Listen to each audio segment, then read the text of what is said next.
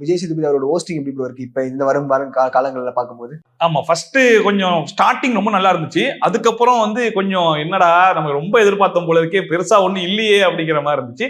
And இப்போ கடைசி 2 weeks வந்து ஓரளவுக்கு எல்லாத்தையுமே அட்ரஸ் பண்ணிடுறாரு, எல்லாத்தையும் கேட்டுறாப்ல. பட் எனக்கு ஒரே ஒரு விஷயம் என்னன்னா, சௌந்தர்யாவை மட்டும் கொஞ்சம் ஸ்ட்ரிக்டா எதுவும் வார்ன் பண்ண மாட்டாரோ அப்படிங்கிறது வந்து எனக்கு தோணிக்கிட்டே இருக்கு. ஏன்னா மத்தவங்க கிட்ட இப்போ விஷாலுக்கு கொடுக்குற ரோஸ்டா இருக்கட்டும், ரஞ்சித்துக்கு கொடுக்கக்கூடிய ரோஸ்டா இருக்கட்டும், இதெல்லாம் ரொம்ப அன்ஷிதாக்கு கொடுக்கக்கூடிய ரோஸ்டா இருக்கட்டும், இதெல்லாம் ரொம்ப ஸ்ட்ராங்கா இருக்குது. பட் சௌந்தர்யா பண்ணக்கூடிய எந்த ஒரு மிஸ்டேக்குமே பெருசா அவர் எதுவுமே சொல்ல மாட்டாப்ல. இவரே 2 வார்த்தை பேசிட்டு உட்காருமா அப்படின்னு சொல்லி உட்கார வச்சிடறாரு. சௌந்தர்யாவை பேச கூட விட மாட்டாரு. மத்தவங்க கிட்ட என்னன்னு சொல்லி அவங்க ஒரு விஷயம் சொன்னதுக்கு அப்புறம் அது அப்படி கிடையாது, இப்படியாச்சு அப்படின்ற மாதிரி நிறைய மடக்கி கேள்விகள் எல்லாம் கேட்கிறாப்ல. பட் சௌந்தர்யா பொறுத்த வரைக்கும் அந்த ஓடி போய் அந்த கொடையை புடுங்கினதாகட்டும், கொடையை புடுங்கி அவங்க இது பண்ணதாகட்டும், அப்புறம் போன வீக்ல ஃபுல் அண்ட் ஃபுல் அவங்க பண்ண நிறைய விஷயங்களை பத்தி பேசியிருக்கலாம். ராணாவை பத்தி த்ரூ அவுட் அவன் வெளியே வந்ததுக்கு அப்புறமும் சந்தேகப்பட்டு இருந்த ஒரு ஆள் வந்து சௌந்தர்யா தான். பட் அதுக்குமே அன்ஷிதாவை போட்டு தான் அடிச்சிட்டு இருந்தாப்ல.